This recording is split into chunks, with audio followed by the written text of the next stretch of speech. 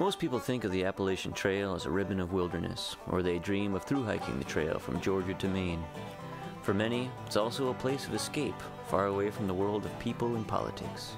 Yet the trail and the land that surround it contain an impressive amount of human history. In 1921, progressive forester Benton Mackay first proposed an Appalachian Trail as part of a broader regional planning project. And several years later, a handful of dedicated volunteers working through the Appalachian Trail Conference eagerly began the work of building the recreational path. By 1937, the trail was complete. After World War II, however, the informal agreements with landowners that had established the trail began to erode, and the trail underwent dramatic environmental, economic, and cultural changes. Americans flocked to the hinterlands in droves for outdoor recreation, and cities began to sprawl. The growing demand for new housing, resort developments, and roads put pressure on the trail's adjacent forests and forced hikers from the woods onto pavement. Trail advocates decided they would need stronger support from the federal government to keep the trail intact. Their lobbying efforts pushed Congress to pass the National Trails Act in 1968.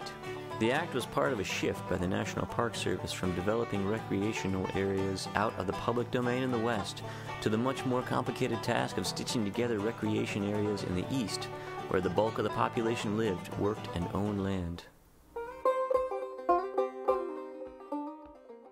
To acquire land for the AT corridor, the National Park Service employed volunteers in all stages of the process.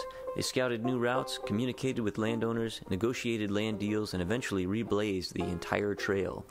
At no point in the country's history did a federal land managing agency rely so heavily on an organized group of citizen volunteers. This grassroots initiative often helped win support for the trail, but sometimes added to landowners' hesitancy to support the project.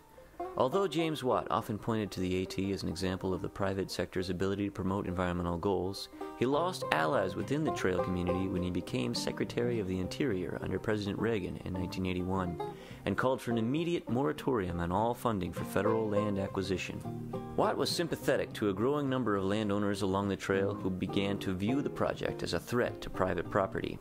The Reagan administration espoused keeping land in private ownership and on local tax rolls, a view shared by several towns along the trail and with a growing conservative constituency. In 1984, as the property rights movement gained traction, the National Park Service delegated the responsibility for managing the newly acquired public corridor to the ATC and its affiliated local volunteers.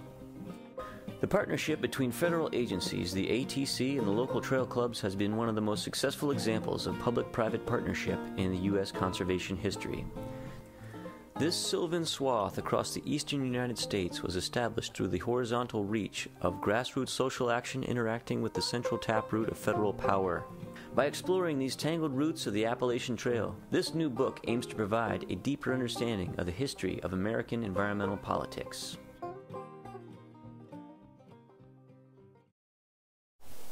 I began this research because I wanted to hike the Appalachian Trail and have that experience of seeing this new landscape from the vantage point of the ridgeline of the Appalachian Mountains.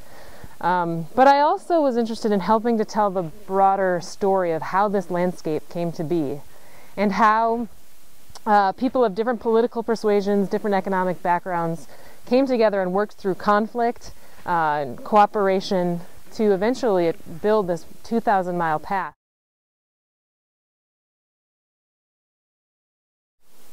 Whether you're a hiker or a historian, I hope you'll enjoy my new book, Tangled Roots: The Appalachian Trail and American Environmental Politics.